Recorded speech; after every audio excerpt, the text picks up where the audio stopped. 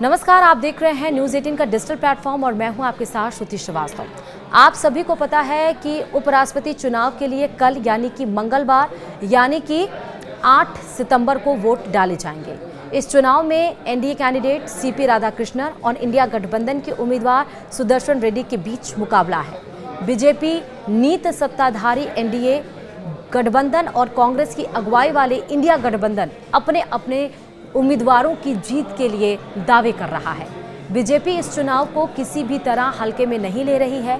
प्रधानमंत्री नरेंद्र मोदी ने रविवार को 6 घंटे से भी अधिक समय तक बीजेपी सांसदों की वर्कशॉप में हिस्सा लिया।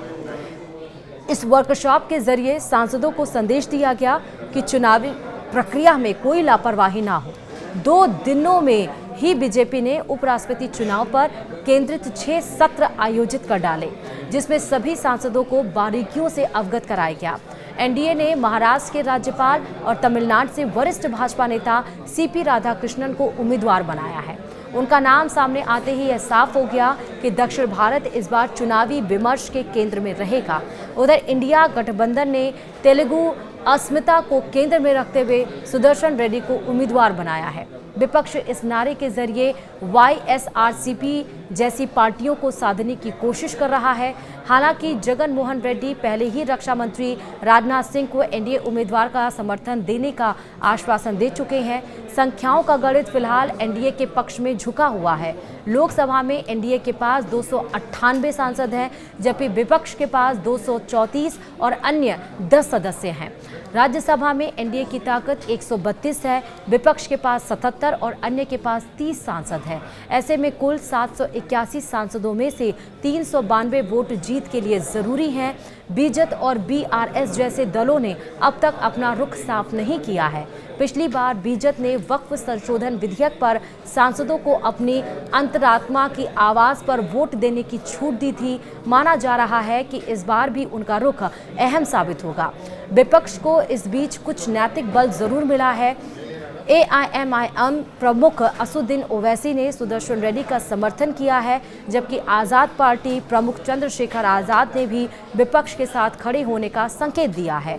दोनों ही नेता लोकसभा में अपनी अपनी पार्टियों के अकेले प्रतिनिधि हैं, लेकिन इनके समर्थन से विपक्ष को मनोबल मिला है। अब आपको वोटिंग से जुड़ा कुछ नियम बताते हैं।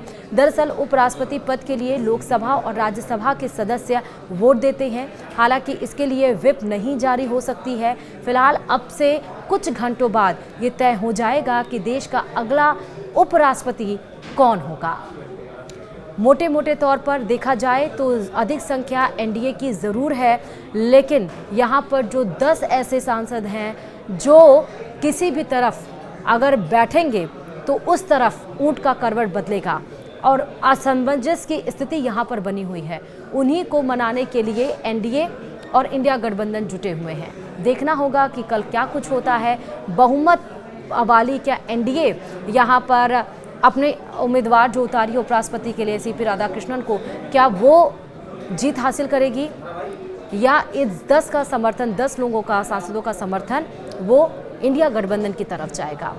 कल की जो चुनाव है वो दिलचस्प होने वाला है, क्योंकि उपराष्ट्रपति जगदीप धनखड़ ने जिस तरह से संसद की कार्यवाही चल रही थी और शाम को उनका इस्तीफा आया स्वास्थ्य का हवाला देते हुए, उसके बाद से ये सियासी गलियारे में विषय बन गया था, चर्चा का विषय। विपक्ष ने इसको लेकर खूब बवाल काटा। कहा गया कि प्रेशराइज किया गया है, अचानक से स्वास्थ्य का हवाला क्यों, सब कुछ फिक्स था, रूटीन था, तो फिर अचानक से ऐसा क्या हुआ। मौजूदा सत्ताधारी पार्टी ने कहा कि जो रीज़न, कारण बताए गए हैं स्वास्थ्य का, वही है। विपक्ष को ज़्यादा इस पर राजनीति खेलने की ज़रूरत नहीं है। लेकिन अब क्योंकि इंडिया गठबंधन और एनडीए ने दोनों ने अपने उम्मीदवार बनाए हैं, कल अब समय लगभग आने वाला है जब ये तस्वीर साफ हो जाएगी कि देश का उपराष्ट्रपति कौन होने वाला है। वीडियो में इतना ही।